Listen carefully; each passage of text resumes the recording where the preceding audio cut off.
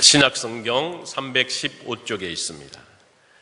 우리 다 같이 찾으셔서 한 목소리로 같이 읽도록 하겠습니다. 같이 읽습니다. 술 취하지 말라. 이는 방탕한 것이니 오직 성령으로 충만함을 받으라.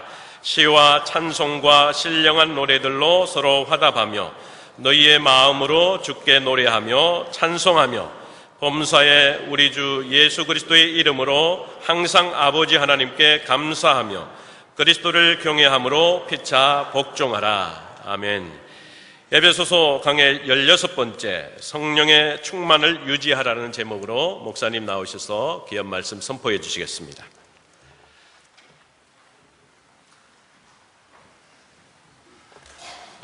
오늘 예배에 오신 여러분들을 마음 다해 환영합니다.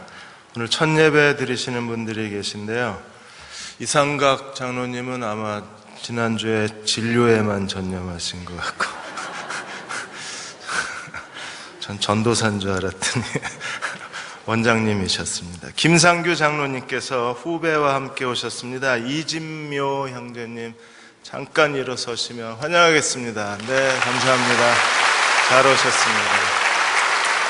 네, 고맙습니다. 이종구 장로님께서 역시 후배와 함께 오셨습니다. 김승도 형제님 어디 계신가요? 네, 이 앞에 계십니다. 감사합니다. 잘 오셨습니다. 두 분이 닮으셨네요. 전일진 형제께서 친구와 함께 오셨습니다. 신명숙 자매님과 함께 오셨는데요. 네, 저 뒤에 계십니다. 잘 오셨습니다. 감사합니다. 중국 연길의 반석교회에서 북한 선교하고 계시는 김기호 전도사님이 오셨네요. 어디 계신가요? 네, 여기 있습니다. 감사합니다. 다시 말씀드리지만 예배 끝나고 여러분 꼭 찾아가셔서 대흥교회에 오신 걸 진심으로 환영해 주시고 또 같이 교제 나눠 주시기를 부탁을 드립니다. 오늘 목자 임직은 각 지역교회 대표만 했습니다. 9시 예배에는 교사들 했고요. 그래서 그분들 나머지 분들은 교사들은 부서교회에 가서 임직을 하고 목자들은 오늘 지역교회 지역 예배 때 각 지역에서 하게 돼요. 그래서 그 담임 목사님, 장로님들과 함께 목자들이 이제 영적 지도자가 돼서 지역교회를 이끌어가게 됩니다. 복 있는 사람들을 소개해 드렸는데 이제 대흥교회 교인이라면 누구나 다 이 복 있는 사람을 가지셔야 돼요. 이 책은 지금 창세기로부터 시작하는데 월요일에서 금요일까지 매일 한 장씩 읽고 한 장씩 공부하게 돼 있습니다. 이걸 가지고 매일 성경을 한 장씩 읽고 공부하셔야 금요일 날 목장에 가서 이 말씀을 같이 나누시는 거예요. 그래서 그 주간에 읽은 창세기 1장부터 5장까지를 목장 가서 나누시고, 그리고 초등학교, 중고등학교 아이들은 이 창세기 1장에서 5장 공부한 걸 가지고 토요일 날 디모데 클럽 가서 나눠요. 또 한 번 지역 예배 때 지역교회 담임 목사님들이 창세기 1장에서 5장까지 가장 중요한 핵심 내용을 가지고 다시 지역 예배 때 설교합니다. 이래도 못 깨달으시면 혼자 공부하죠.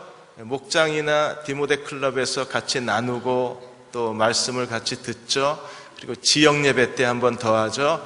그리고 보너스 하나 더, 새벽 예배도 이 복 있는 사람들 교제 스케줄을 따라서 4월 7일부터 창세기 1장부터 다시 시작합니다. 그래서 새벽 예배 오신 분들은 목사님들, 목회자들이 이걸 가지고 설교하기 때문에 새벽에 아예 복 있는 사람들 퀴티하고 가시면 돼요.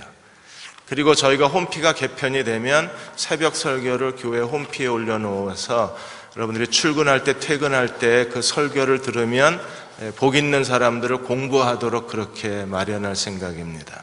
중학교 정도면 누구나 다 공부할 수 있는 수준으로 해놨습니다. 그래서 초등학교 아이들이 좀 어려울 수가 있기 때문에 부모들이 자녀들과 함께 매일 같이 한 30분 정도 같이 성경 읽고 공부하시면 가정 예배를 겸해서 아이들을 말씀으로 양육해 내실 수 있어요. 그래서 복 있는 사람들을 기회로 해서 여러분들의 자녀들을 하나님 말씀으로 잘 양육해 주시고요. 1,000원을 받는 이유는 돈을 안 받고 드리니까 자꾸 가져가세요. 어디다 잊어버리시고 갖고 가셔서 저희가 감당할 수가 없어서, 그래서 그냥 1,000원을 받으니까 덜 가져가시더라고요. 그래서 제발 좀 고만 가져가시라고 1,000원을 받는 거니까, 교회의 그런 행정을 너그럽게 이해해 주시고, 또 지금 제 아내가 수요일 날 그 성서 지리 강의를 하고 있었는데 한 5주간 못 나올 것 같습니다. 병원에 입원 치료를 해야 돼서. 그래서 이번 주 수요일부터 제가 로마서 성경 공부를 시작하려고 합니다. 그래서 수요 예배 드리시고 원로 장로님들하고 목장 나눔하시고 로마서 공부하고 가시고, 로마서는 성서지리가 시작될 때까지는 오후에 하고 성서지리가 시작되면 수요일 저녁으로 옮기겠습니다. 그래서 저녁에 밖에 시간이 안 되시는 분들은 저희가 이 오디오를 교회 홈피에 올려놓을 테니까 거기서 들으시고, 이제 성서지리 다시 시작되면 저녁에 로마서 옮겨서 해드릴 거예요. 그래서 로마서 공부하기 원하시는 분들은 수요일 날 참석해 주시기를 부탁을 드립니다. 옆에 계신 분하고 인사 나누시겠습니다. 4월에도 하나님의 은혜 가운데 사시기 바랍니다. 반갑게 뒤에 계신 분, 옆에 계신 분 인사하겠습니다.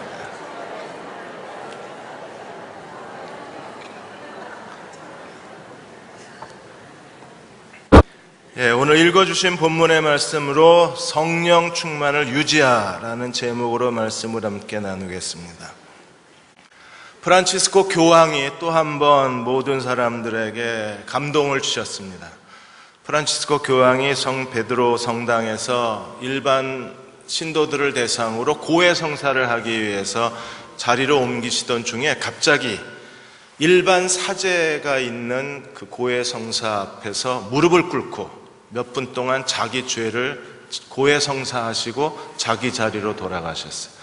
역대 교황 중에 누구도 일반 사제 앞에서 무릎을 꿇고 자기 죄를 참회하신 분이 없으셨답니다.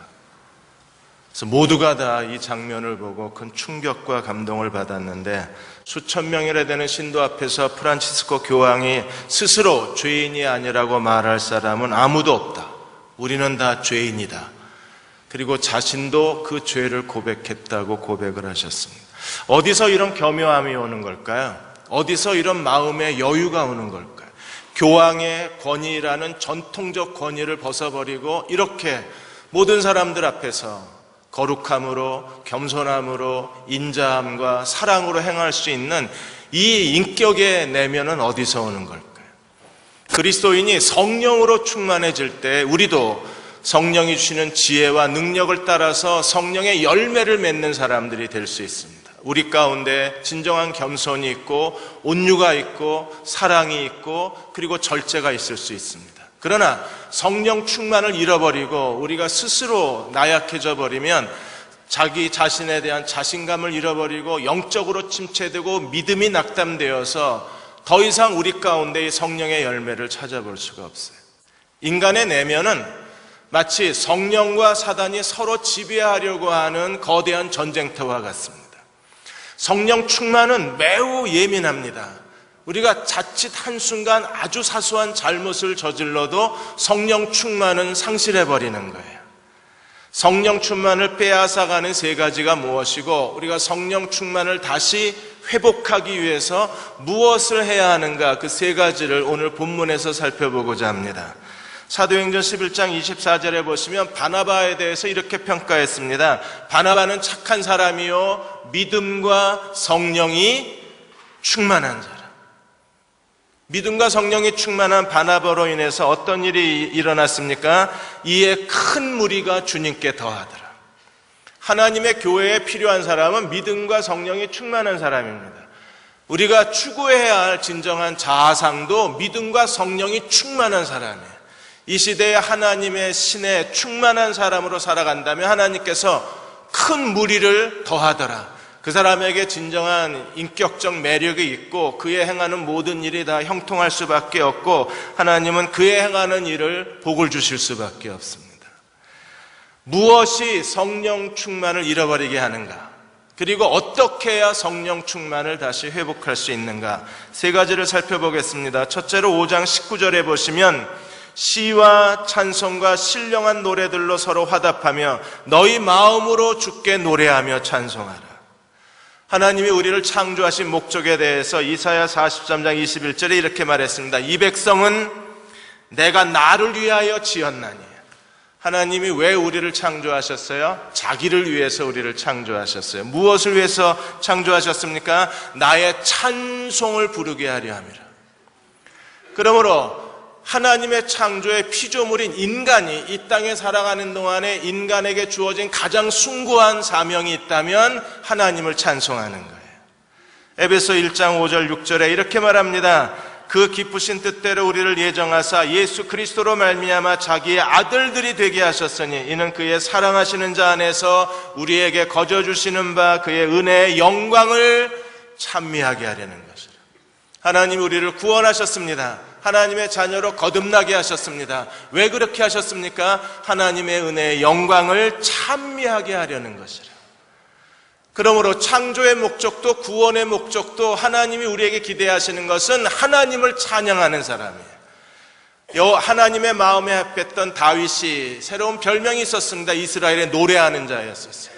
이 시대에서 하나님을 경외하는 신실한 사람들은 어떤 사람이 되어야 합니까? 이스라엘의 찬양하는 사람으로 하나님을 섬겨야 돼요. 그래서 시편 22편 3절에 보시면 이스라엘의 찬송 중에 거하시는 하나님이여 주는 거룩하시니이다. 하나님은 찬송 중에 거하시는 분이시고 우리는 하나님을 찬양하는 주의 백성이 되어야 합니다. 그래야 우리가 하나님의 통치와 하나님의 도움과 하나님의 능력 가운데 살 수 있는 거예요. 그럼 빌립보 교회를 보십시오. 바울이 빌립보 교회를 개척하다가 체포를 당했습니다. 그리고 어둡고 침침한 빌립보 지하 감옥에 갇혔습니다. 지하 감옥에 갇혀 있을 때 바울과 실라가 한 일이 뭐였습니까? 하나님을 한밤중에 찬양하는 일이었어요. 하나님을 찬양하자 여호와의 보좌가 임하고 하나님이 일하기를 시작을 하셨습니다. 하나님이 어떻게 하셨나요? 감옥터를 흔드셨습니다. 감옥터를 흔들자 감옥문이 열리고 그리고 손과 발에 묶여있던 착고가 풀리고 바울과 실라는 자유의 몸이 되었습니다. 그리고 그 사건으로 말미암아 빌립보 간수가 구원을 받은 거예요. 이게 사도행전 16장의 사건입니다. 역대하 20장에 보시면 모압과 암몬이 이스라엘을 공격해 왔습니다. 여호사밧 왕은 대항할 힘도 없고 대항할 능력도 없었어요. 그들을 대항을 쌓아올 이스라엘 군대도 없었습니다. 그는 모든 걸 포기하고 모든 걸 절망을 합니다. 그리고 여호와를 의지했을 때 하나님이 여호사밧에게 말씀해 주셨어요. 내가 이스라엘 위하여 싸우어 그리고 내가 너를 구원해내리라. 하나님이 구원하실 것입니다. 하나님이 일하실 것입니다. 근데 여호사밧이 한 일이 무엇이었습니까? 노래하는 자들을 택해서 그들에게 예복을 입히고 이스라엘 군대 앞에서 여호와를 찬송하게 하자. 노래하는 자들이 여호와를 찬송하자 하나님이 일하기 시작하시고 하나님이 이스라엘을 구원해내셨습니다. 오늘 우리가 하나님 앞에 마음을 다해서 찬송해야 될 이유가 여기에 있는 거예요. 예배 때마다 저도 기도합니다. 성가대가 찬양할 때마다 하나님 역사해 주십시오. 죄인들이 회개하게 하시고 영적 침체에 빠진 사람들이 다시 회복되게 도와주시고 성가대가 찬양하는 동안에 하나님께서 우리의 기도에 응답하여 주십시오. 이게 역대하 20장의 여호사밧의 찬송이거든요. 근데 우리가 찬양을 해야 되는데 오늘 19절에 보시면 두 가지 종류로 나뉘어져요. 시와 찬송과 신령한 노래들로 서로 화답하고 또 하나가 있습니다. 너희의 마음으로 주께 노래하고 찬송하고. 첫 찬양은요, 시와 찬미와 신령한 노래로 너희가 서로 화답하라. 서로 화답한다는 측면에서 이것은 함께 드리는 예배를 의미합니다. 찬송은 예배입니다. 왜냐하면 화답한다고 했을 때 여러분 화답이 뭔가요? 주고받는 거예요. 하나님께서 우리에게 베풀어 주신 것, 그분의 은혜, 그분의 사랑, 그분의 기적, 그분의 능력, 우리가 받고 그 하나님이 우리에게 주신 사랑과 은혜에 합당하게 돌려드리는 것, 그게 찬송이고 합당하게 돌려드리는 것, 그게 예배가 되는 거예요. 그러므로 오늘 여러분들이 드리는 예배가 하나님의 은혜를 받고 그 은혜에 합당하게 돌려드리는 예배가 되시기를 주의 이름으로 축원합니다. 그래서 하나님이 우리 예배를 받으셔야 돼요. 왜? 우리가 먼저 받았고 그걸 돌려드리는 거기 때문에. 받고 돌려드려야 화답이 되는 거잖아요. 오늘 우리가 부르는 찬양, 예배드리는 우리의 마음, 그리고 예배드리는 신령과 진정, 이걸 하나님께서 아벨의 제물처럼 연락해 주셔야 여기에 성령의 회복이 일어나는 거예요. 많은 그리스도인들이 성령 충만을 잃어버리고 영적으로 낙심되고 영적 침체에 빠지고 우울하고 그리고 실망 가운데 살고 자기 자신에 대한 자신감을 잃어버리고 삶의 모든 의욕을 상실한 채 무기력하게 살아가는 가장 큰 이유 중에 하나가 성령 충만을 잃어버려서 그렇습니다. 무엇이 우리의 성령 충만을 빼앗아 갑니까? 형식적으로 드리는 예배, 억지로 드리는 예배, 할 수 없이 드리는 예배, 무기력하게 드리는 예배, 마음의 감동도 기쁨도 없는 예배가 우리 안에 남아있는 성령 충만을 다 상실시켜가는 거예요. 여러분, 예배 한번 실패하고 돌아가 보십시오. 예배 실패가 가져오는 결과가 뭐예요? 한 주간 동안 내내 의욕이 없습니다. 한 주간 동안 내내 즐거움이 하나도 없습니다. 아무리 자기 자신을 극복하려고 애를 써도 극복할 수가 없는 거예요.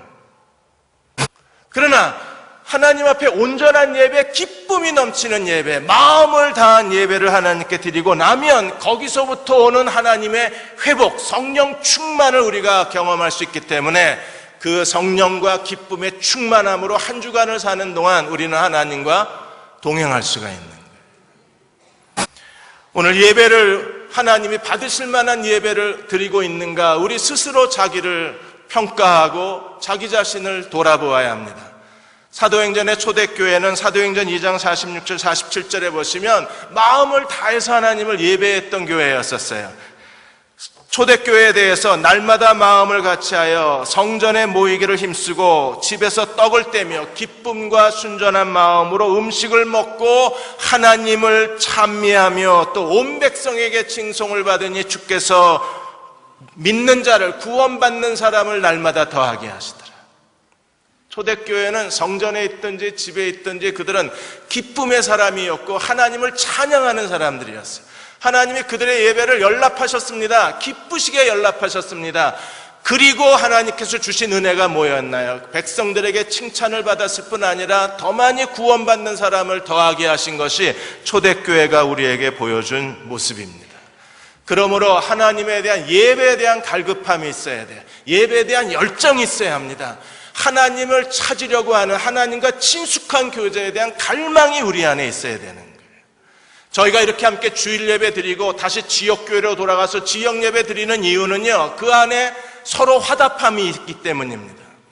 우리가 하나님께로부터 받은 은혜를 다시 하나님께 돌려드리며 하나님을 예배하고 찬송하고 그리고 함께 예배를 드리면서 같이 교제하고 같이 찬송하고 서로의 삶을 나누면서 지역교회 안에서 우리는 아직까지 하나님께로부터 채우지 못한 서로의 화답을 채우고자 하는 거예요. 지난주에 각 지역교회 평균 한 140, 150명이 모였다고 했습니다. 우리가 마음을 다해서 하나님을 예배하고 지역교회에 가서 사람과 사람이 줄 수 있는 하나님의 은혜를 채운다면 우리는 온전한 충만함을 가지고 기쁨과 믿음이 충만한 사람이 되어서 한 주간 동안 승리하는 그리스도의 삶을 살 수가 있습니다. 서울의 영진교회는 2시 반 예배를 드리는데 이 2시 반 예배가 노인 예배입니다. 그래서 서울에 계신 분뿐 아니라 수도권에 있는 분들이 2시 점심시간부터 다 모여들어요. 예배가 점심부터 시작을 합니다. 그렇게 많은 분들이, 노인분들이 오셔서 예배를 드리는데 4분의 1 정도가 25%의 분들이 독거노인들이십니다. 혼자 사시는 노인분들이세요. 이렇게 많은 노인분들이 오시게 된 배경에는 처음엔 점심 드시면 3,000원을 드렸어요. 그리고 서울시 지하철과 협의를 해서 거기에 임시 직원들을 쓰면 이 교회에서 추천하는 노인분들에게 일자리를 드렸습니다. 그리고 예배를 드리고 나면 초상화를 실비로 무료로 그려드렸어요. 3,000원을 주고 점심 먹여주고 일자리를 주니까 노인들이 소문이 나서 사방에서 모여들었습니다. 처음엔 사람을 그렇게 돈으로 일자리로 노인분들을 오시게 하는 거에 대해서 주변에서 비판하는 분들이 많으셨는데, 처음엔 그 돈 때문에, 일자리 때문에, 초상화 때문에 찾아오셨던 노인분들이 계속 예배를 드리면서 바뀌어지신 거예요. 지금은 2시 반 예배가 젊은 사람들이 드리는 예배보다 더 뜨겁고 더 거룩하고 더 영광스러운 예배를 드리신대요. 그 예배를 드리다가 100명이 넘는 분이 벌써 세례를 받으셨습니다. 예배 전에 그 목교회 목사님하고 트럼펫을 불고 같이 찬송을 부르고, 예배 후에 혼자 사는데 너무 지치신 분들이 같이 대화를 나누고 교제를 나누면서 삶의 회복을 경험하신다 그랬어요. 이제는 돈 때문에 오는 게 아니라 이제는요, 한 주간 동안 예배드리고 은혜 받고 사람들을 만나서 대화하는 기쁨 때문에 교회를 오시는 거예요. 예배에 그런 충만함이 있어야 합니다. 하나님께로부터 오는 충만함이 있어야 하고 사람으로부터 채워주는 충만함이 있어야 돼요. 하나님 앞에 예배드릴 때 우리는 좀 더 배고프고 좀 더 갈급하고 좀 더 간절한 마음으로 하나님을 예배를 드려야 합니다. 예배에 무기력하게 앉아있거나 무표정하게 앉아있거나 할 수 없이 형식적으로 앉아있는 사람들은 예배를 통해서 회복을 경험할 수가 없습니다. 그러나 마음을 다해서, 마치 혈루증으로 앓던 여자가 예수님의 뒤로 와서 내가 옷자락에 손만 대어도 나음을 얻으리라, 그 간절함으로 예배를 드린다면 하나님이 우리의 예배를 받으시는 순간에 우리는 이 함께 드리는 예배를 통해서 모두가 다 성령 충만을 회복할 수 있는 거예요. 북한 선교를 하시는 이삭 선교사님이 80년대 말에 구소련의 연방국에서 지하교회 성도들하고 함께 예배를 드릴 기회가 있었습니다.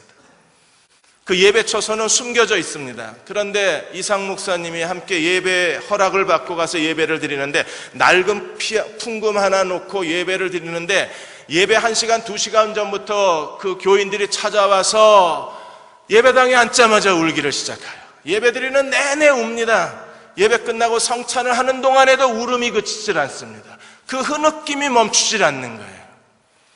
여러분, 그분들이 왜 이렇게 울면서 예배드리는 줄 아십니까? 어쩌면 오늘 예배가 그들의 이 땅에서 마지막 드리는 예배일지 모르기 때문에 그렇게 울면서 예배를 드리는 거예요. KGB가 덮쳐서 그들을 체포해 가면, 시베리아로 내보내면 20년, 30년 그곳에서 얼어 죽거나 수많은 사람들이 그곳에 고통을 당하고 있기 때문에 20년, 30년이 지나도 돌아오지 못하는 교인들이 많이 있다는 걸 아는 그들은 내일 체포를 당할지 모레 체포를 당할지 모르기 때문에, 그래서 어쩌면 오늘이 내가 이 세상에서 드리는 마지막 예배일 수 있다는 생각 때문에 그렇게 간절함으로 자기의 마음을 다 쏟아서 자기의 모든 것을 바쳐서 하나님을 예배드리는 거예요. 하나님을 온전히 예배드려야 성령 충만이 회복이 되는 겁니다. 예배도 제대로 드리지 않고 기도원 쫓아다닌다고 성령 충만이 회복되는 게 아니라, 오늘 드리는 예배에 여러분의 마음을 다해서 드리십시오.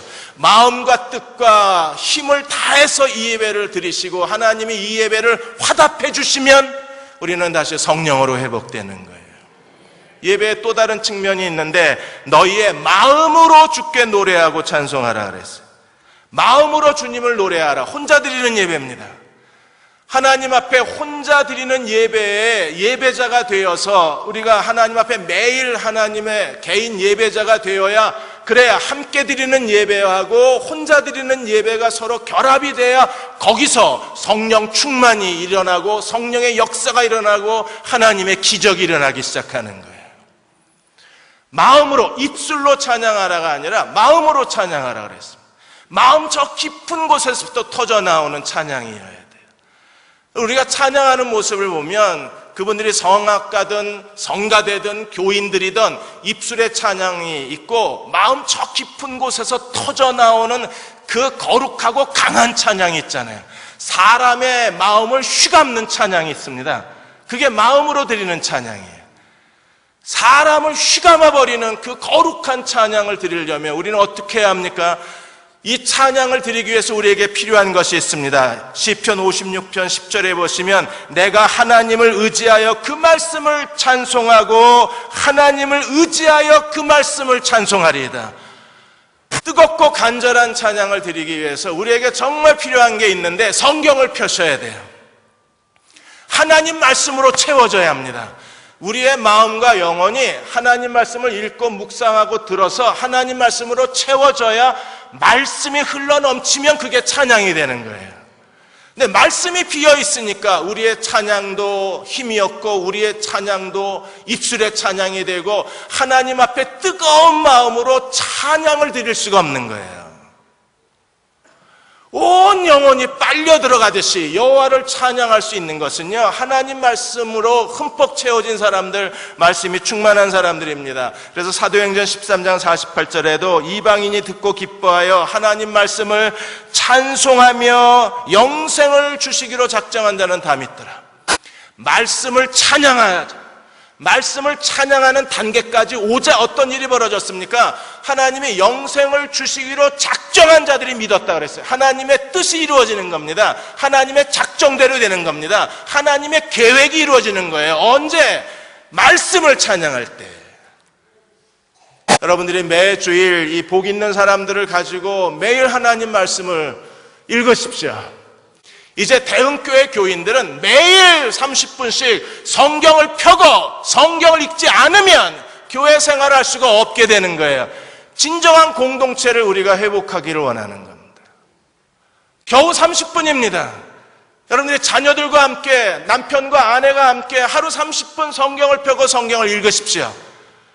하나님의 사람들은요, 떡으로 사는 게 아니라 하나님 말씀으로 산다는 게 무엇인가를 체험하십시오. 가까운 분들하고 여러분 커피숍에 앉아서 같이 차 한잔 시켜놓고 30분 성경을 읽고 5문제입니다. 이 말씀을 같이 푸십시오. 그리고 하나님이 내게 무엇을 말씀하셨는가를 기록하십시오. 이렇게 매일매일 우리가 마치 이스라엘 백성이 40년 동안 광야에서 하나님 주신 만나를 긁어 모았듯이 우리가 매일 생명의 양식, 생명의 떡, 하나님 말씀을 매일같이 광야로 나가서 말씀을 거둬들이기 시작하면 나중에 하나님 말씀이 우리를 사로잡는 순간에, 말씀이 우리를 채우는 순간에, 말씀이 우리를 이끌어가는 그 동안에 우리는 진정으로 여호와를 찬송할 수 있는 거예요. 그리고 하나님의 뜻이 이루어지는 겁니다. 여운학 장로님은 서울대 재학 시절에 그분이 출판사에서 아르바이트를 했습니다. 성실하게 일하니까 출판사 사장이 졸업하면 오라 그래서 출판사 직원으로 시작해서 부사장까지 올라갔어요. 20년 동안 책을 만들고 책과 더불어 살았습니다. 그러다가 45이 되는 해에 쓰러졌어요. 과로로 쓰러졌습니다. 허리에 통증이 심한데 어느 병원에 가도 이 허리 통증에 대한 원인을 찾아내지는 못하는 거예요. 남편은 고통 속에 나뒹굴고 병원에서는 원인을 찾지 못하고 그렇게 점점점 절망해가는 순간에 아내가, 그 백원사님이 크리스찬이니까 성경책을 주면 부담스러워할까봐 그래서 잠언 쪽복음을 하나 사다가 생명의 말씀사에서 그 쪽복음을 사다가 잠언을 남편한테 준 겁니다. 성경은 거부하고 기독교를 거부하던 남편이 잠언은 읽기를 시작했어요. 그리고 잠언을 통해서 눈이 열려졌습니다. 그리고 그리스도를 영접했어요. 그분이 45해 여름에 나는 거듭났다고 간증을 하는 겁니다. 그래 거듭난 다음에 그분이 가족들하고 제일 먼저 하신 게 뭐냐 하면 가정 예배를 드린 겁니다. 같이 성경을 읽고 설교할 줄은 모르니까 같이 성경을 읽고 같이 기도만 한 거예요. 그리고 그분이 체험을 하셨습니다.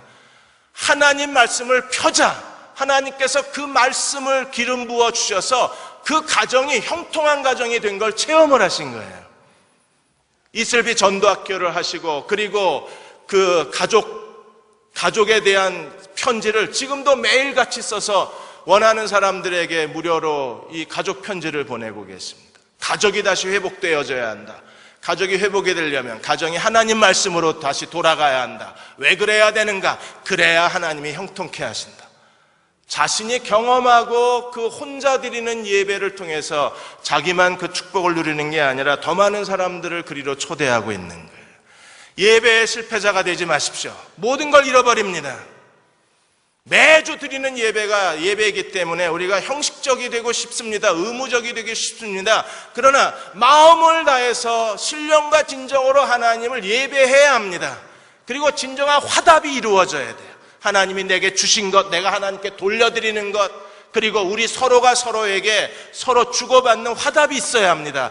그리고 그 하나님이 그 예배를 축복하셨을 때 우리는 그 예배를 통하여 성령 충만을 회복할 수 있는 거예요.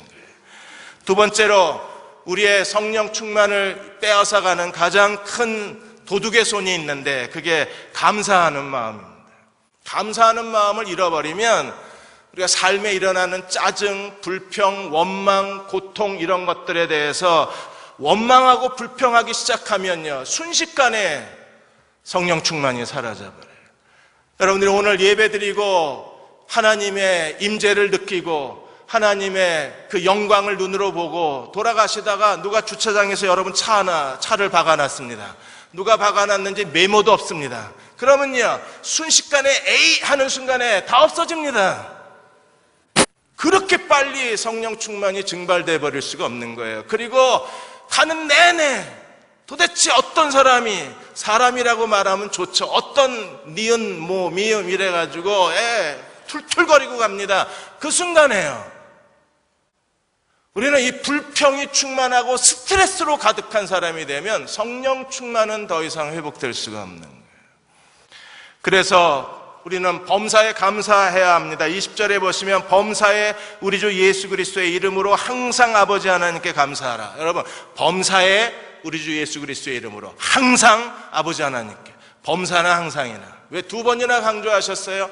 모든 일에 대해서 우리가 예수 그리스도의 이름으로, 그리고 언제나 변함없이 항상 아버지 하나님께 감사하는 사람이 되어야 합니다. 왜 그래야 합니까?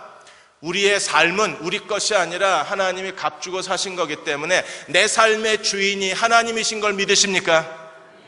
그분이 내 삶의 주인이세요. 그리고 그분이 오늘도 나와 함께 계십니다. 내 삶에 일어나는 모든 일들이 하나님께서 다 지켜보고 계십니다. 우리가 감사함으로 그 일을 하나님께 드리는 순간에 하나님께서 그 일의 책임자가 되셔서 우리의 어떤 실수나 우리의 잘못이나 우리의 고통이나 우리의 아픔마저도 하나님 어떻게 하신다고요? 우리의 실수를 선으로 바꾸셔서 우리 인생의 새로운 기회를 만들어내시는 분이 하나님이십니다. 그 하나님을 믿으시나요? 그렇다면 우리가 불평하고 원망하고 짜증내고 투덜거리기보다 어떻게 해야 합니까? 감사하는 사람이 돼야 되는 거예요. 투덜거리는 순간에 성령 충만이 다 사라져버립니다. 그러나 억울한 그 상황에서, 분노해야 될 상황에서, 너무나 기분 나쁜 그 상황을 우리가 감사하면 그 감사를 통해서 하나님께서 우리에게 억울한 상황을 오히려 우리의 선으로 바꾸어 주시는 거예요. 그러므로 시편 50편 23절에 감사로 제사를 드리는 자가 나를 영화롭게 하나니 자기 행위를 옳게 하는 자에게 내가 여호와의 구원을 보여주리라. 감사는 제사예요. 어떤 제사입니까? 일상생활에서 드리는 제사예요. 매일의 생활에서 우리는 크고 작은 많은 일들을 경험합니다. 벌써 3월 마지막 주일입니다. 3월 한 달 동안에 기분 좋은 일도 있었지만 기분 나쁜 일도 많았고 여러분들에게 고통을 주는 일도 많았고 행복한 일도 있었을 거예요. 그 모든 일어나는 사건과 일에 대해서 우리는 어떤 마음가짐을 가지고 살아야 합니까? 내 삶의 주인이 하나님이시기에, 그러므로 내게 일어나는 모든 일들에 대해서 우리는 어떤 태도를 가져야 돼요? 감사로 제사를 드려야 돼요. 감사로 제사를 드리면 어떻게 하신다고요? 그것 자체가 여호와를 영화롭게 하는 일이라 그랬어요. 하나님을 영화롭게 하는 사람들, 그들은 어떤 상황에서도 하나님께 감사할 수 있는 사람들이요, 우리가 감사하는 순간에 그 일을 감사하는 건 그걸 하나님의 손에 옮겨드린 거예요. 제 아들이 노트북 가지고 이것저것 만지다가 자기 힘으로 안 되니까 저한테 갖고 와서 아빠 고쳐줘. 감사는요, 내가 처리할 수 없는 일을 하나님의 손에 맡기는 거예요. 그 순간에 누구의 일이 돼요? 하나님이 하실 일이 되는 거예요. 그래서 리차드 플랫이 하나님의 디자인이라는 책에서 이렇게 말했습니다. 인간의 계획은 항상 실패한다. 실패할 가능성이 크다. 그러나 하나님은 한 번도 실패하신 적이 없다. 하나님은 실패하지 않으신다. 여러분, 하나님이 왜 실패하지 않으십니까? 하나님은 사람이 아무리 일을 망가뜨려 놔도, 사람이 아무리 실수를 해도, 사람이 아무리 곁길로 가도 하나님은 어떤 분이세요? 전능하신 분이시기 때문에 우리가 실수하고 일을 다 망가뜨려 놓고 우리가 그 문제를 회복할 수 없을 정도로 그 상황을 악화시켜 놔도 하나님은 어떤 분이세요? 그것을 선으로 바꾸시고 하나님이 우리 인생의 새로운 하나님의 디자인으로 우리에게 보여주실 수 있는 능력 있는 분이시기 때문에 우리가 감사하는 순간에 어떤 일들이 전개가 되어집니까? 하나님이 우리 인생의 새로운 디자인을 해내시는 거예요. 이번에 제 아내가 그냥 여러분들이 하도 궁금해하셔서 그냥 얘기하겠습니다. 척추염을 이번에 앓게 됐습니다. 그래서 척추 한마디가 약간 고름이 있어서 그게 MRI로 잡혀서 시술을 하고 일주일 동안 그 고름 세균을 배양을 한 거예요. 그러니까 일주일 동안에 제 아내가 별 생각을 다 한 겁니다. 혼자서. 제가 열심히 가서 위로해 줬는데 남편 위로는 상관도 없고 그냥 혼자 열심히 온갖 염려를 다 한 거예요. 이게 암이 아닐까 뭐부터 시작해서 하도 걱정을 하니까 원장님이 일주일 뒤에 결과를 알려주겠다고 그러고 먼저 알려준 겁니다. 암은 아니라고. 그랬더니 아내 얼굴이 활짝 피는 거예요. 그리고 그제서야 하나님께 감사한대요. 나는 벌써 암이 아니라고 얘기를 해줬거든요. 근데 이제서야 남편 말보다 의사 말을 더 신뢰를 하고 암이 아닌 거에 대해서 감사를 합니다. 저는요, 결과 나오기 전부터 감사를 했어요. 여러분, 누구 감사가 더 성숙한 감사입니까? 저요. 결과가 나오기 전부터 감사해야 그게 진짜 감사죠. 결과가 나온 다음에 일주일 뒤에 그 세균이 나왔는데 그 세균이 폐렴균이랍니다. 그리고 의사가 하는 말이 도대체 폐렴균이 여기 왜 들어갔지 이 얘기야. 이게 들어갈 수 없는데 얘가 들어가 있는 거예요. 그것 때문에 이제 제가 큰 대학병원 의사하고 상담을 하게 된 건데 아마 C형 간염 환자니까 C형 바이러스가 어떻게 변형이 돼가지고 폐렴균을 끌고 들어간 것처럼 이제 얘기를 하는데 아직 결과는 나와봐야 합니다. 그러니까 그런 상황이 일어나자 제 아내가 이 C형 간염도 수혈을 해야 옮기는데 제 아내는 평생 수혈을 안 했거든요. 헌혈도 한 번 안 한 여자입니다. 근데 이게 어디서 옮았는지 피를 통해서만 감염이 되는데 C형 간염이 걸렸죠. 이게 폐렴균은 자기가 본 적이 없대요, 원장님이.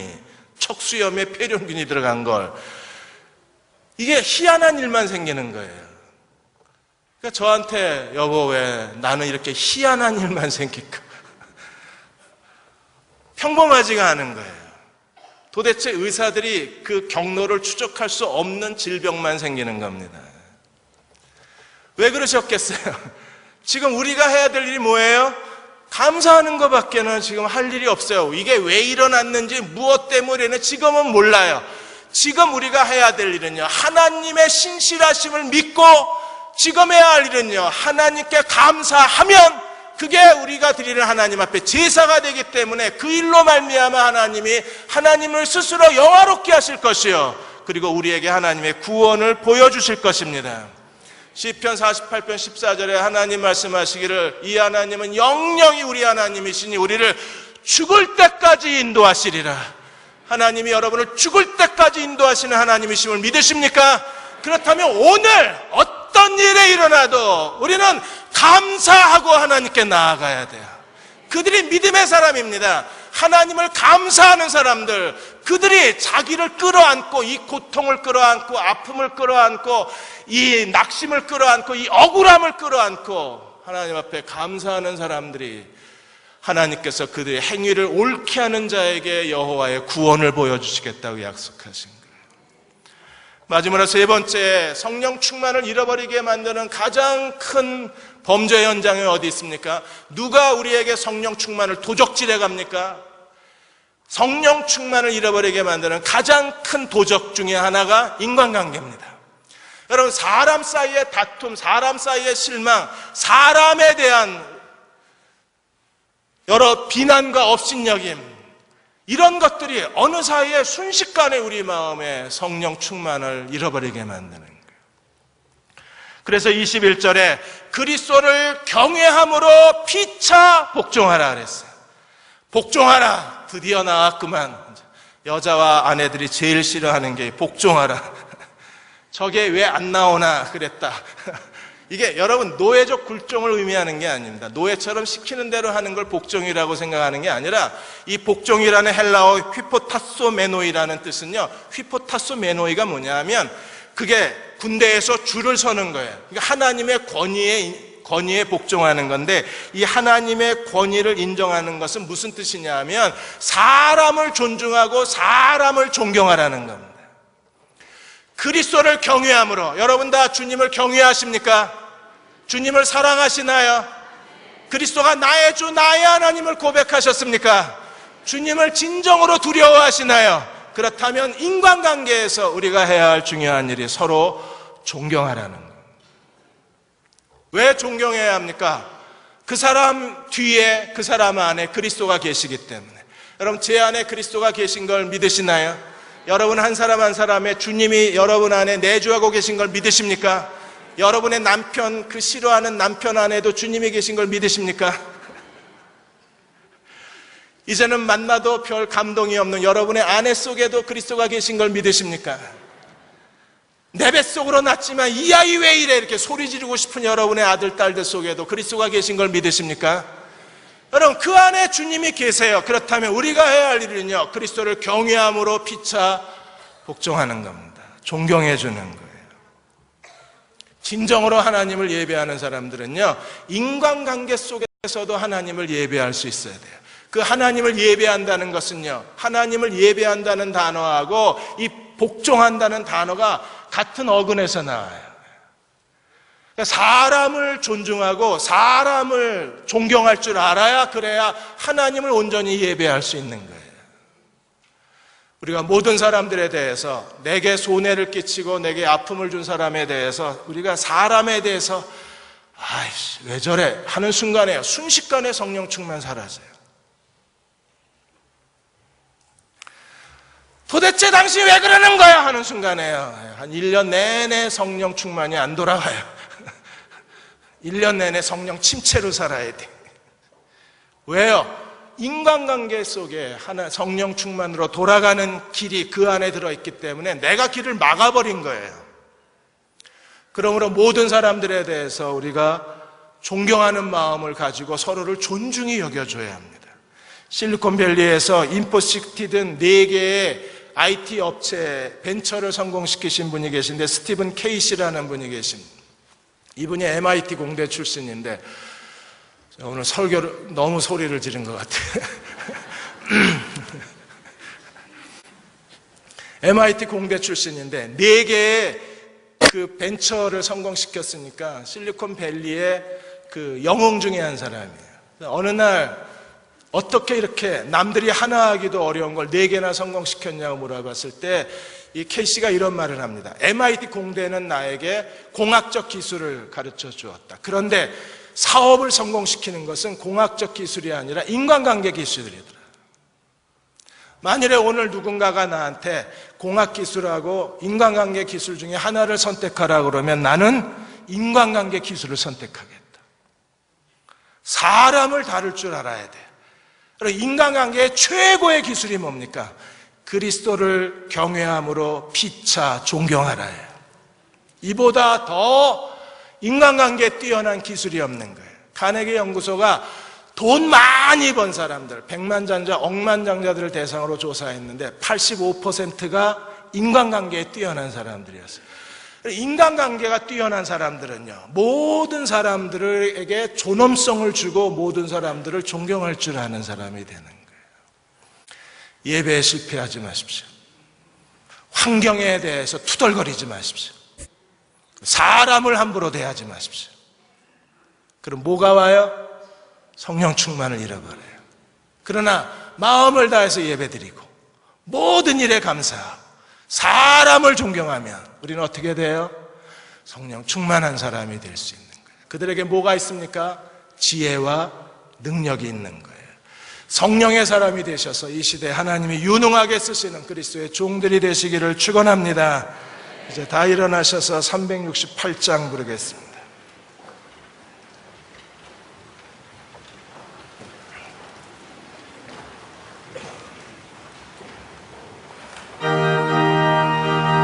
일절하고 2절 부르시고 기도하고 5절 부르겠습니다.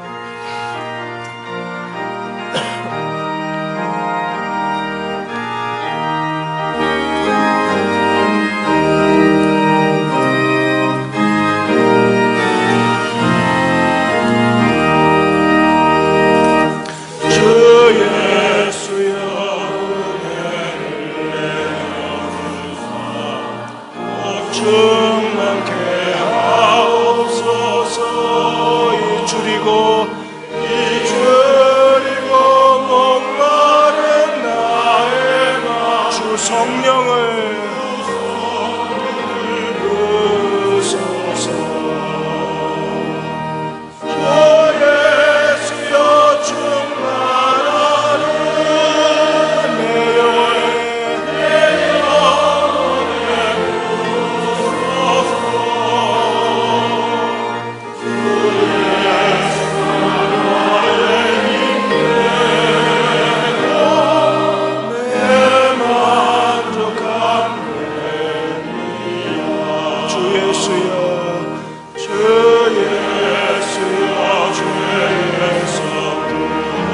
내 정결케 하옵소서.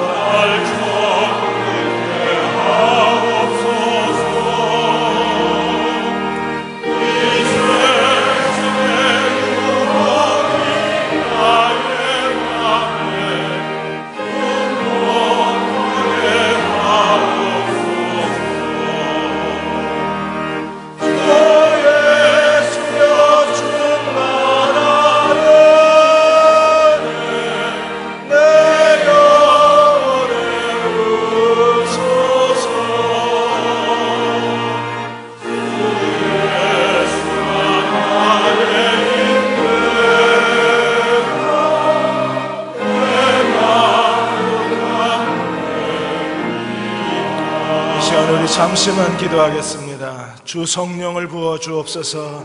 내 영혼에 부어 주옵소서. 주 예수여 내게 충만하게 주옵소서. 주님이 나의 힘되고 내 만족함이 되게 하여 주옵소서. 성령으로 채워 주옵소서. 우리 한 1분간 통성으로 기도하겠습니다. 아버지 하나님, 우리를 다시 채워 주옵소서.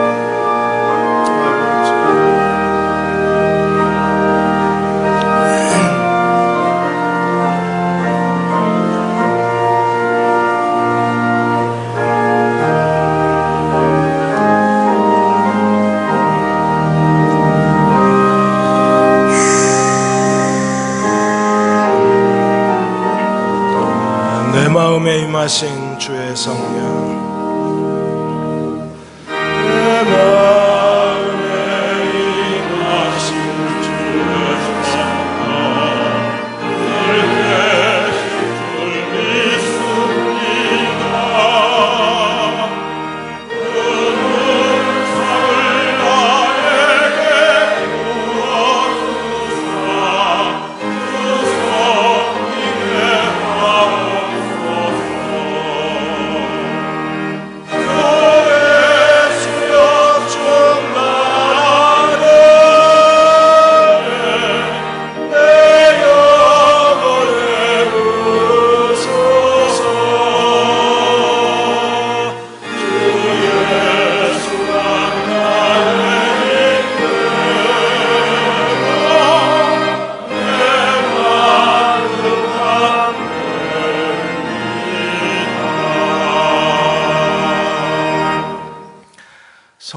충만해지고 싶습니다. 빈 마음으로 살고 싶지 않습니다. 이 공허감이 싫습니다. 나를 다시 주의 성령으로 채워 주옵소서. 진정한 예배자가 되게 도와주시고 모든 일에 감사할 줄 아는 믿음의 사람 되게 도와주시고 모든 사람들을 존중할 줄 아는 하나님의 사람으로 살게 하여 주옵소서. 지금 우리를 죄에서 구원하신 우리 주 예수 그리스도의 은혜와 하나님 아버지의 무한하신 사랑하심과 성령의 인도하시고 위로하시며 도우시는 은혜가 오늘 3월 마지막 주일 3부 예배 드리고 돌아가는 모든 교우와 가정과 자녀들, 기도하여 구하는 모든 일들, 이 땅의 모든 교회 위에 지금부터 영원히 함께 하시기를 간절히 축원하옵나이다. 아멘.